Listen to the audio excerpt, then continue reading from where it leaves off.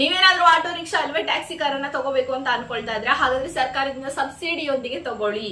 ಈ ಸಾರಥಿ ಯೋಜನೆ ಅಡಿಯಲ್ಲಿ ಈ ಒಂದು ಸಬ್ಸಿಡಿ ಹಣವನ್ನ ಕೊಡ್ತಾ ಇದಾರೆ. ಸೊ ಯಾರಿಗೆ ಕೊಡ್ತಾ ಇದಾರೆ, ಎಲಿಜಿಬಿಲಿಟಿ ಏನು, ಡಾಕ್ಯುಮೆಂಟ್ಸ್ ಏನು, ಎಲ್ಲಿ ಹೋಗ್ಬೇಕು, ಲಾಸ್ಟ್ ಡೇಟ್ ಯಾವುದು ಎಲ್ಲ ಕೂಡ ತಿಳಿತಾ ಹೋಗೋಣ.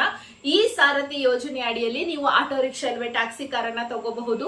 ಇಲ್ಲಿ ನಿಮ್ಗೆ ಆಟೋ ರಿಕ್ಷಾ ತಗೊಳ್ಳಿಕ್ಕೆ 50% ಸಬ್ಸಿಡಿ, ಗರಿಷ್ಠ 80,000 ರೂಪಾಯಿ ಹಣ ಸಿಗುವಂತದ್ದು.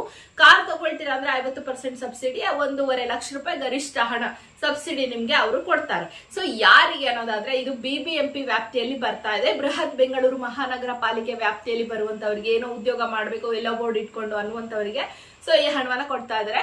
ಸೊ 3 ವರ್ಷನಾದ್ರೂ ನೀವು BBMP ವ್ಯಾಪ್ತಿಯಲ್ಲಿ ವಾಸ ಇರಬೇಕಾಗುತ್ತೆ. ಅದರ ದೃಢೀಕರಣ ಪತ್ರ ಕೂಡ ಬೇಕು.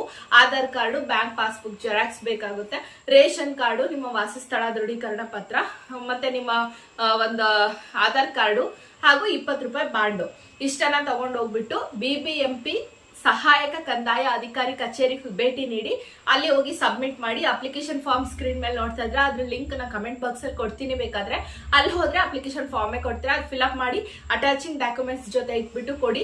ಮೇ 2ನೇ ತಾರೀಕು ಲಾಸ್ಟ್ ಡೇಟ್ ಆಗಿರುತ್ತೆ. ಸೊ ಹೆಚ್ಚಿನ ಮಾಹಿತಿಗಾಗಿ ನೀವು ಅಲ್ಲೇ ಹೋಗಿ ವಿಸಿಟ್ ಮಾಡಿ. ಸೊ ಅಪ್ಲಿಕೇಶನ್ಸ್ ಅನ್ನ ಹಾಕೊಳ್ಳಿ.